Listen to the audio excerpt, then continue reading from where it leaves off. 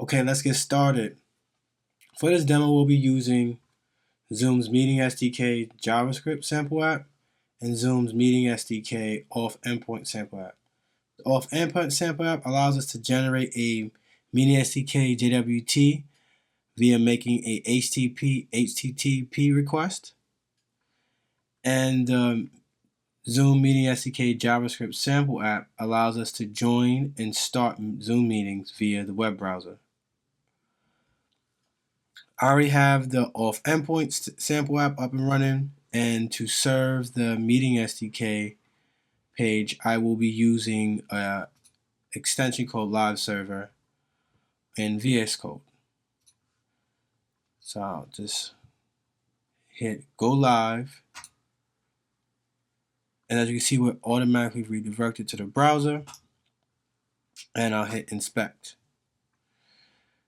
I'll go over to the console, I'll hit Join, and as you can see, again, the signature has expired. Looking at the response, we see that the signature has expired. So the next thing we want to do is we want to use a tool like JWT.io to inspect the token claims.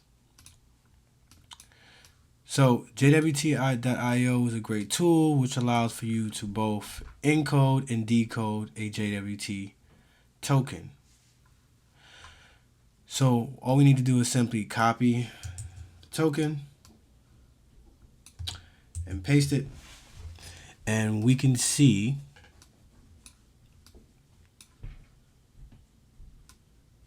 the key values and the token claims in the payload section. Okay, so what we want to do is we want to also add our client secret to this field, and I go over important caveat here because as you can see it's saying verified, but later on we'll see the correct way that we should be inputting the client secret.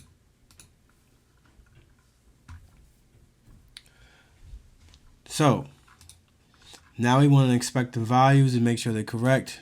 So we want to go over to the Meeting SDK Authorization help documentation, and we want to go down to the Generate a Meeting SDK, and we want to look at the requirements for the header, which is the algorithm and the type, and we see that's correct. And then we want to go down and we want to inspect the payload and make sure the JWT claims, token claims, are correct. So we can see that we have the SDK key and all the other claims that we need, and we can just verify real quickly that the client ID is correct.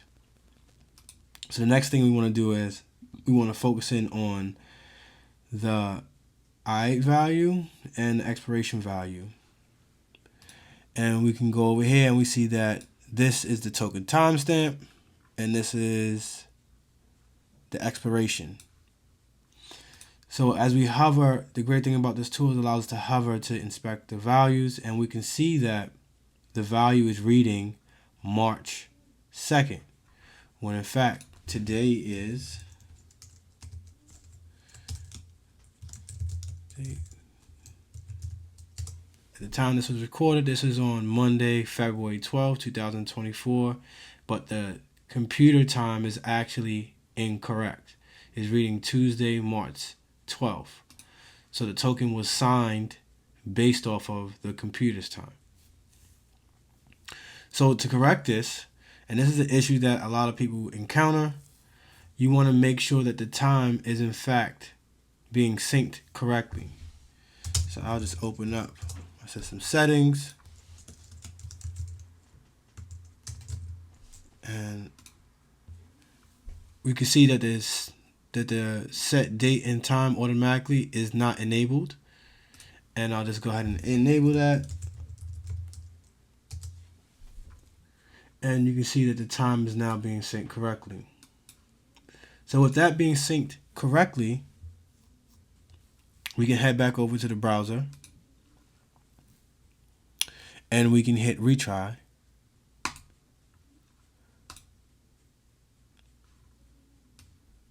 And we see that now we can successfully join the meeting.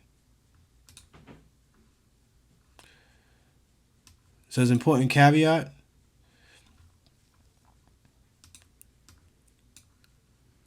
Order matters when using this tool, JWT.io. You want to make sure that you actually put your client secret in first. If you don't, this signature will always return verified. So let me show you. So to demonstrate this, I'll go back over and I will remove a couple values and I'm going to restart the server. So I'll come back over and I'll restart, and we see that we're getting signature invalid. So I'll take that value again, I'll copy it,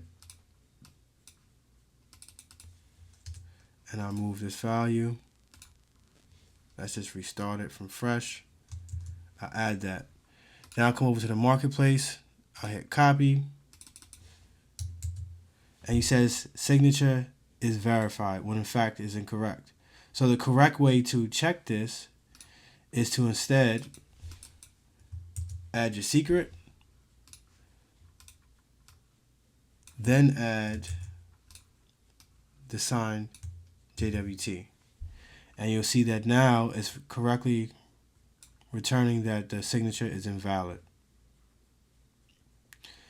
And to fix this, we can see that we can just go over and we can restart the server again, add those values back, restart, and we can hit retry, and you see that we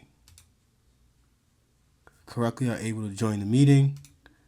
Now I want to grab the signature, and with the secret being already put in first, we can just add the secret, and we see now that it's correctly returning that the JWT token is correctly verified.